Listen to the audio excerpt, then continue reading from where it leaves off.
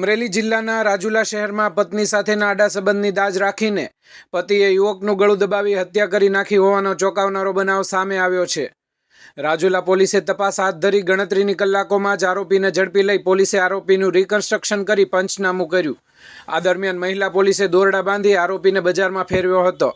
પ્રાથમિક તપાસમાં ખુલ્યું છે કે મૃતકનો આરોપીની પત્ની સાથે આડો સંબંધ હતો, જેને લઈને આરોપીએ ગુસ્સામાં આવી યુવકનું ગળું દબાવી હત્યા કરી દીધી।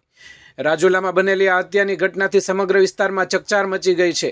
ત્યારે પોલીસ દ્વારા આરોપીને ઝડપી લઈ બનાવ સ્થળે લઈ જઈ રિકન્સ્ટ્રક્શન કરવામાં આવ્યું હતું। રિપોર્ટર અકબર સૈયદ, રાજુલા।